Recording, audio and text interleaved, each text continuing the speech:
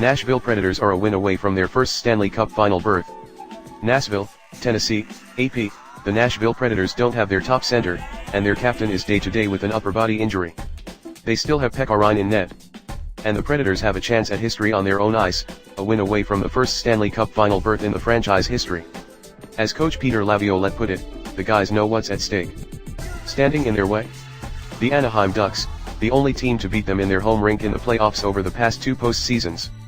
The Predators returned home with a 3-2 Western Conference Finals lead after a 3-1 victory over the Ducks in Anaheim on Saturday, led by Rinne, who is 7-3 in the Honda Center in the postseason. To avoid a return trip for a Game 7 to test that once again, they can eliminate the Ducks on Monday night in Game 6.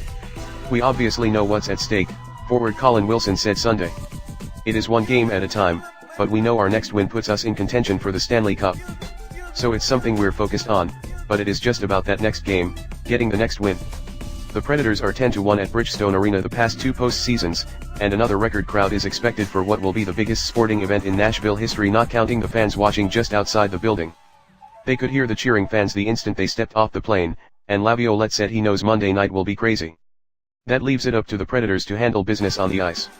"We got to put our foot on the gas pedal again, and make sure we're ready to play," Laviolette said. Being in position to win the Campbell Bowl on home ice seemed remote Friday when the Predators announced their top scorer, center Ryan Johansson, would miss the rest of the postseason after emergency surgery on his left thigh. They also were without captain Mike Fisher because of injury. Laviolette simply tapped Rinne, the three-time Vezina Trophy finalist and Nashville's strong farm system, for health. Pontus Aberg, who played only 9 games with the Predators all season, scored the game winner on his first career playoff goal. Of Nashville's 11 wins, 10 Predators have winning goals. Frederick Gaudreau, another Milwaukee call-up, helped fill in at center in his postseason debut and won 10 of 14 face-offs against the best team on the dot in these playoffs.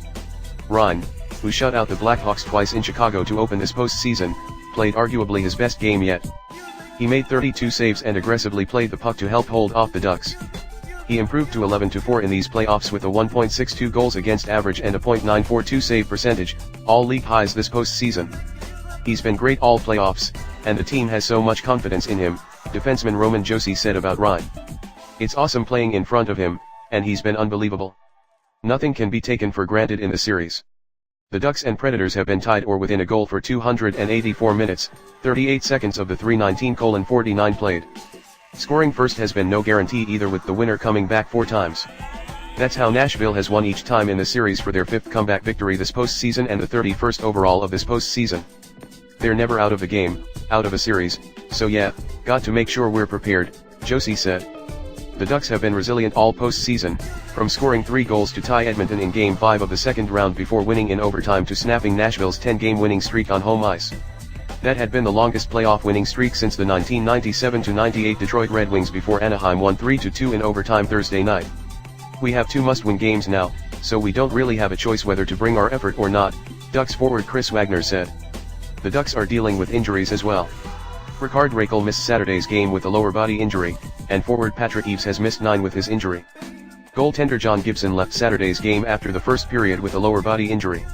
They rebounded from losing Game 3 by taking a day off in Nashville to shoot pool and throw darts. The schedule doesn't allow such a break, with both the Predators and Ducks back on plane Sunday for the return trip to Tennessee. "We can have success if we play to our capabilities," Ducks coach Randy Carlyle said.